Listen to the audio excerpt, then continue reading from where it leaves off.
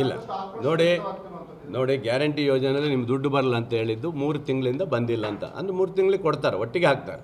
ನಮ್ಮಲ್ಲೇ ಒಂದು ರೂಲ್ಸ್ ಇದೆ, ಅದು ಕೆಲವೊಂದು ಎಲ್ಲವೂ ಬೇಗ ಬೇಗ ಹಾಕ್ತಾರೆ. ಗ್ಯಾರಂಟಿ ಗೃಹಲಕ್ಷ್ಮಿ ಮತ್ತು 2000 ಮಾತ್ರ 3 ತಿಂಗಳಿಗೆ ಹಾಕ್ತಾರೆ. ಅದು ಪ್ರತಿ ಸರಿ ಬಂದಿದೆ. ಇಲ್ಲಿವರೆಗೇನು ನಿಂತಿಲ್ಲಲ್ಲ, ಖಂಡಿತ ಬರ್ತದಲ್ಲ. ಅದರಲ್ಲಿ ಏನು ತಪ್ಪಿಲ್ಲ. 54,000 ಕೋಟಿ ನಮ್ಮಲ್ಲಿ ರೆಡಿ ಇದೆ ಕ್ಯಾಶು. ಅದರಲ್ಲಿ 3 ತಿಂಗಳಿಗೆ ಒಂದೊಂದು ಸರಿ ಹಾಕ್ತಾರೆ ಅಷ್ಟೇ. ಯಾಕಂದರೆ ಇಲ್ಲ, ಅದು ಒಂದೊಂದು ಸರಿ ಆಗುತ್ತೆ. ಒಂದೊಂದು ಸರಿ ಹೇಳಿದಾರಲ್ಲ, ಒಂದೊಂದು ಸರಿ ಕೊಡೋಕ್ಕಾಗಿಲ್ಲ ಅಂದರೆ 2 ತಿಂಗಳು ಬಿಟ್ಟು 3 ತಿಂಗಳು ಬಿಟ್ಟು ಕೊಟ್ಟೇ ಕೊಡ್ತಾರೆ. ನಿಲ್ಲಿಸೋದಂತೂ ಪ್ರಶ್ನೆ ಇಲ್ಲ. ಮೊನ್ನೆ ಬಡ್ಜೆಟ್ ಆಗಿದ್ದರಿಂದ, ಅದು ಬಡ್ಜೆಟ್ ಆಗಿ ಹೊಸ ನಿಯಮಗಳು ಬರೋದರಿಂದ ಅದರಿಂದ ಸ್ವಲ್ಪ ತಡೆ ಆಗಿದ್ದು ಬಿಟ್ಟರೆ ನಾವೇನು ನಿಲ್ಲಿಸ್ಬೇಕಂತ ಏನಿಲ್ಲ. ದುಡ್ಡು ನಮ್ಮ ಹತ್ರ ಇದೆ.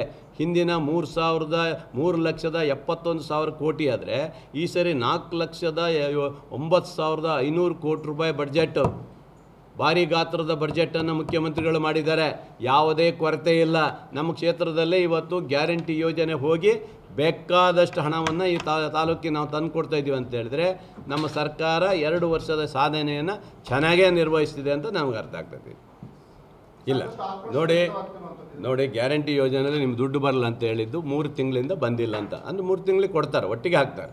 ನಮ್ಮಲ್ಲೇ ಒಂದು ರೂಲ್ಸ್ ಇದೆ, ಅದು ಕೆಲವೊಂದು ಎಲ್ಲವೂ ಬೇಗ ಬೇಗ ಹಾಕ್ತಾರೆ. ಗ್ಯಾರಂಟಿ ಗೃಹಲಕ್ಷ್ಮಿ ಮತ್ತು 2000 ಮಾತ್ರ 3 ತಿಂಗಳಿಗೆ ಹಾಕ್ತಾರೆ. ಅದು ಪ್ರತಿ ಸರಿ ಬಂದಿದೆ. ಇಲ್ಲಿವರೆಗೇನು ನಿಂತಿಲ್ಲಲ್ಲ, ಖಂಡಿತ ಬರ್ತದಲ್ಲ. ಅದರಲ್ಲಿ ಏನು ತಪ್ಪಿಲ್ಲ. 54,000 ಕೋಟಿ ನಮ್ಮಲ್ಲಿ ರೆಡಿ ಇದೆ ಕ್ಯಾಶು.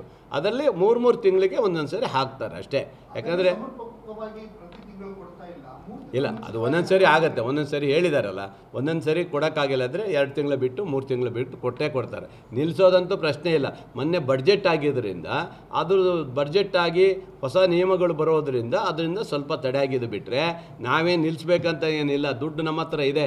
ಹಿಂದಿನ 3,71,000 ಕೋಟಿ ಆದರೆ ಈ ಸರಿ 4,09,500 ಕೋಟಿ ರೂಪಾಯಿ ಬಡ್ಜೆಟ್ಟು. ಭಾರಿ ಗಾತ್ರದ ಬಡ್ಜೆಟನ್ನು ಮುಖ್ಯಮಂತ್ರಿಗಳು ಮಾಡಿದ್ದಾರೆ. ಯಾವುದೇ ಕೊರತೆ ಇಲ್ಲ.